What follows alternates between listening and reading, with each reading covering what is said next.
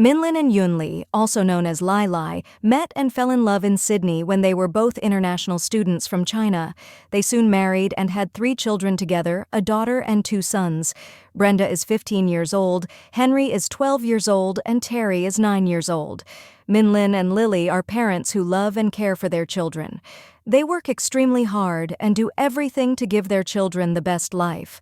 Brenda is a gentle, shy, emotional girl. Henry is outgoing and has many friends. He likes to play sports, especially badminton. Meanwhile, 9-year-old Terry is always happily playing. Their family lives extremely affectionately and closely. In 2002, Minlin opened a newspaper supply agency in Epping, Sydney.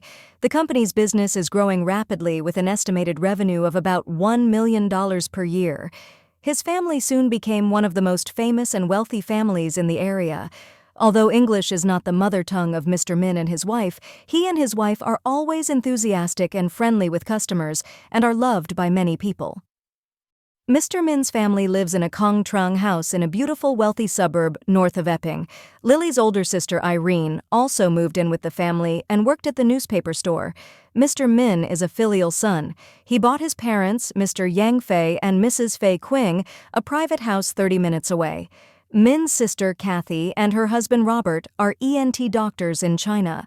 But in 2002, Kathy and Robert decided to immigrate to Australia, and they accepted to start their career again.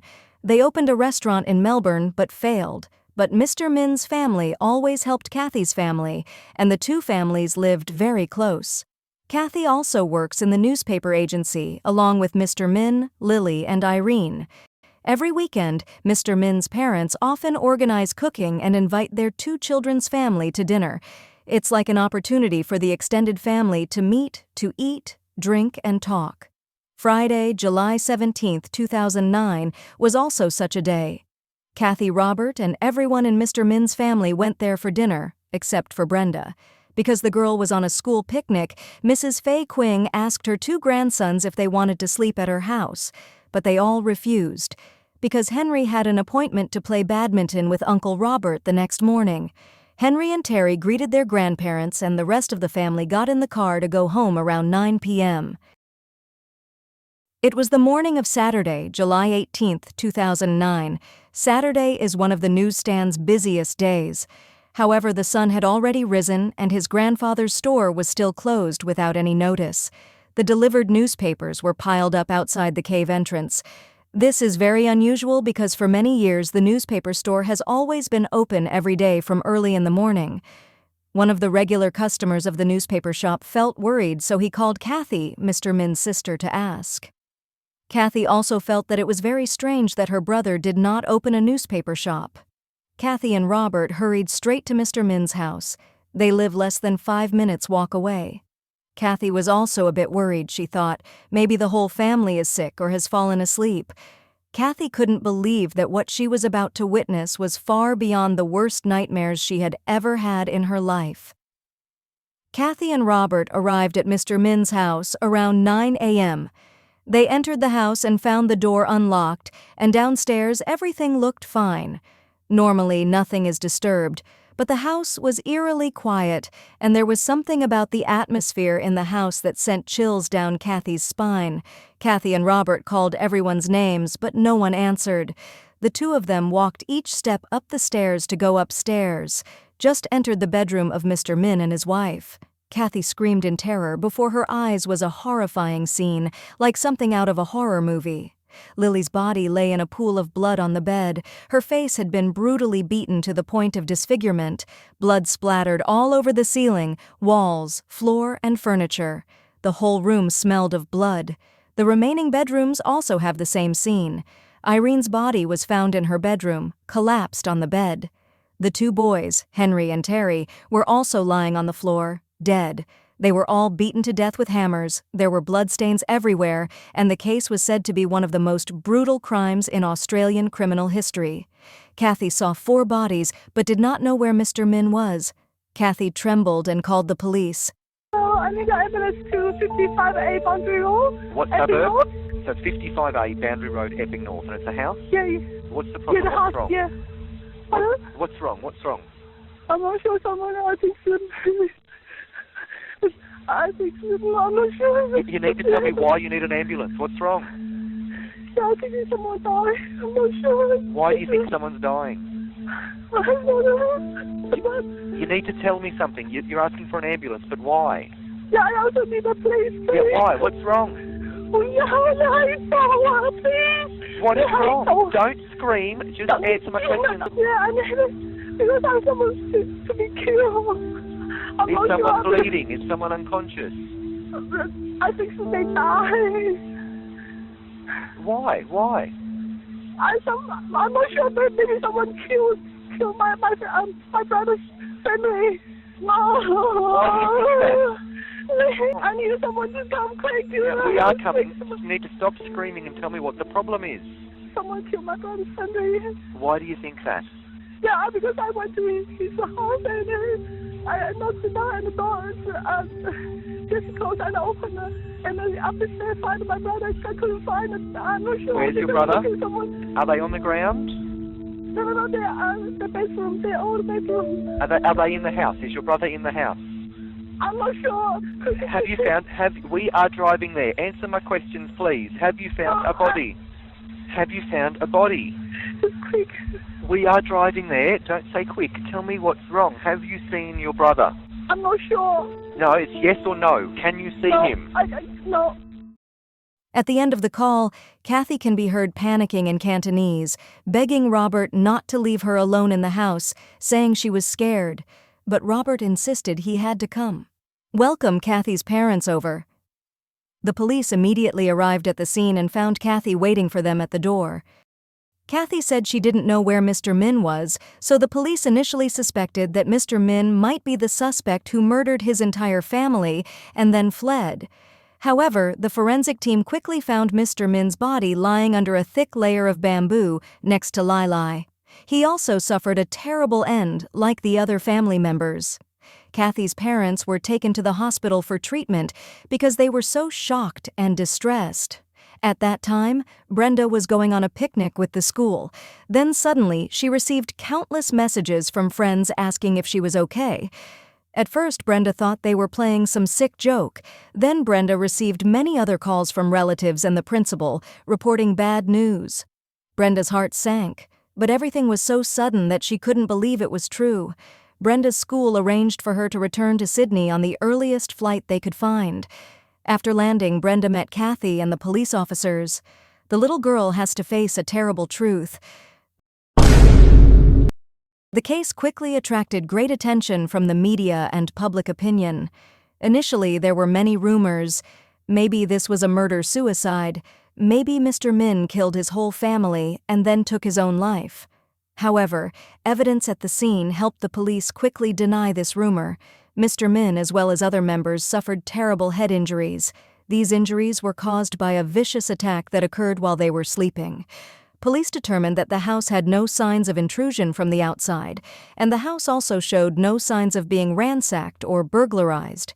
It seemed that the culprit had a key to the house, and he knew the map of the house very well. Power lines were also cut from outside. One thing worth noting is that Brenda's bedroom was completely untouched. There were bloodstains on the doorknobs of other rooms in the house, but the doorknob of Brenda's room had no traces at all. This proves that the perpetrator knew the people in the house and knew that Brenda was not home at the time of his attack. The police also knew the murderer. Wearing gloves based on bloodstains on the wall and floor, the police collected 24 bloody shoe prints. All belong in a size 8 to size 10 shoe. Investigators believe the murder took place between 2 and 5:30 a.m. Min was the first to be killed, followed by Lai Lai, Henry, and Terry. The two brothers were able to wake up after hearing the sounds of their parents and aunt being murdered. By analyzing the bloodstains and the location of the boys found above the house, police believe Henry and Terry fought for their lives with everything they had. Henry was hit 3 times in the head, and Terry was the only person still alive 2 hours after the attack. The examination showed that all victims died from traumatic brain injury and suffocation. Police believe the murder weapon was a hammer and rope. A few days later, the police asked Robert and Kathy to come to the station for questioning. Kathy was the first time she saw her sister-in-law, Lai Lai. Kathy was horrified when she went through each room and saw each person's body lying in the blood-soaked room. It's lying, maybe a part of body's out of bed, and also the beside that one is, I think it's maybe my brother, but I can't see any hand, leg, or head, or any part of my brother's body. From beginning to end, Robert bowed his head, cried, and stared at the table while talking to the police through an interpreter. I can see everywhere was red. I think I saw my sister-in-law first. Once I saw her, I hold Kathy and I said, "Kathy, don't look at it." Afterwards, Kathy and Robert appeared on television to plead with anyone with information to speak up and help the police quickly catch the brutal villain. Like police say that they need more information, even very, very small clue to help them to solve the case. If anyone can help, please contact the police. 3 weeks after Mr. Min's entire family was murdered, the newsstand reopened. Kathy and Robert take over the store and become Brenda's legal guardians. Robert quickly went through the procedures to adopt Brenda. In August 2009, hundreds of people attended Mr. Min's family funeral to pay their respects.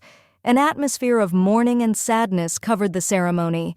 Everyone wanted answers and justice for the innocent and gentle people whose lives were cruelly taken away.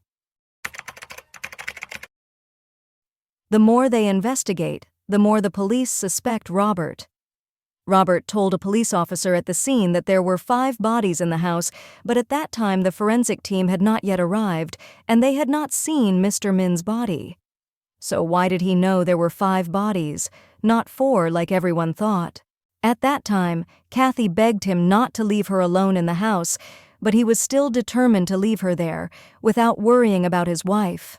Normal people would think that maybe the killer was still somewhere in the house, or maybe he would return at any time. But Robert still insisted on going to pick up his parents despite Kathy's urgent pleas, because he knows for sure that his wife will not be in danger. But these are just suspicions. The police do not have any evidence to accuse him. At this time, Brenda moved in with Kathy and Robert. Police installed a hidden camera in the couple's home. The police wanted to make sure that Brenda wouldn't be in danger while there, but the police determined that Robert did not want to harm Brenda. If he wanted to hurt her, he could have waited until Brenda returned from her picnic before doing so. Obviously, Robert did not want to take Brenda's life, so he chose the time to attack when she was not at home. The hidden shoes found at the crime scene were determined to be A6 thick, matching the shoes Robert often wore in many photos. Then the police saw through the camera a suspicious video recording showing Robert trying to cut a shoebox into small pieces. He then soaked the pieces in a bucket of water and flushed them down the toilet. It's a box of A6 shoes, size 9.5. A few days after being questioned, Robert called the police trying to explain that he initially told the police at the scene that there were 5 bodies in the house, but what he meant was 4 or 5 bodies, and I just wanted to call to clarify this. This made the police even more suspicious, because it seemed like he had a habit of being startled, so he tried to explain it like that. The police obtained a search warrant for Robert's home. He previously testified that he woke up early to clean the garage on the day Mr. Min's family was murdered, so the police focused on checking his garage. The forensic team quickly found what they were looking for. On the floor was a stain marked stain number 91. Samples of this stain were sent to the research laboratory, and test results showed that this stain contained a mixture of DNA from 4 of the 5 victims. This discovery helped solve the case today. May 5, 2011, Robert was arrested for murdering Min Lin's family. Needless to say, the Lim family was stunned when they heard the news. However, Kathy still defended her husband, saying that Robert did not get out of bed that morning. However, police believe Robert may have given Kathy sleeping pills before leaving. Brenda was at school when she was called to the principal's office to be told her uncle had been arrested. The principal said that she always had a feeling that Robert was dangerous and was worried about Brenda.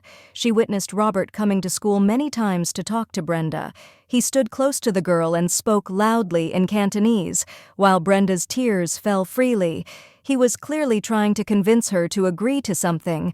Robert's motive for committing the crime is said to come from greed and jealousy. Mr. Min's family is increasingly prosperous and loved by everyone, while he himself fails in everything he does. Robert's jealousy ate away at his conscience. But why did he exclude Brenda? The police soon found the answer. After Robert said that the girl herself suspected that Robert had molested her many years before, and when she moved in with him, the sexual abuse, is on the rise. The police believe that Robert wants to eliminate all of Brenda's relatives so that she has no other choice but to come and live in his house. It's clear that Robert's dark plan is killing many birds with one stone. While in jail awaiting trial, Robert confided to a fellow prisoner that he had bought a hammer from a cheap home goods store. Robert chose this store because he knew the security cameras in the store were fake. Robert also intended to steal DNA from a dead man in the funeral home and then smear it on the murder weapon to lure Lok Huang into investigation. The prisoner recounted this information to the police and agreed to testify against Robert in court to get a reduced sentence. Robert's trial was delayed many times for various reasons. In 2014, after 5 years in prison without a trial, Robert was released on bail after having a tracking electronic chip attached to his leg. February 2017, Robert's trial finally took place. Robert's lawyer argued that it was impossible for one person to kill all 5 people and escape without any scratches on his body. They also argued that Robert was not the only person in Australia to wear size 9.5 sneakers, but this argument failed to convince the jury. With the evidence found and the clear motive for the crime, Robert was charged with murder and sentenced to 5 consecutive life sentences with no possibility of parole. Brenda said that when her father took her to the airport for a school picnic, Brenda just quickly said goodbye to her father, then ran after her friends without hugging him tightly and telling him she loved him very much. That's probably a regret that will stick around for the rest of my life. I know. I just wish I told him that he's an amazing person and thank you for doing everything for us. I never told him that I was grateful. Never told him I loved him, and I'll never be able to either. Brenda said she was tormented by anger, pain, and regret, but she received endless help and love from the most wonderful people. It was everyone's love and compassion that helped Brenda gain more strength and faith in people. Instead of burying herself in resentment, Brenda strongly chose to continue living and live the best she could. Brenda said that she believes everyone in her family will always be by her side and watching over her, so she will become someone they feel proud of. Brenda also hopes that in the future she can help many others the way people have helped her. Brenda's way of looking at life and overcoming adversity is admirable. Brenda has seen humanity at its cruelest, but she still sees love at its best. Life is short, always love and show love to the people we cherish. What do you think about Robert's actions and thoughts? Please leave a comment below in the comments section. Thank you very much.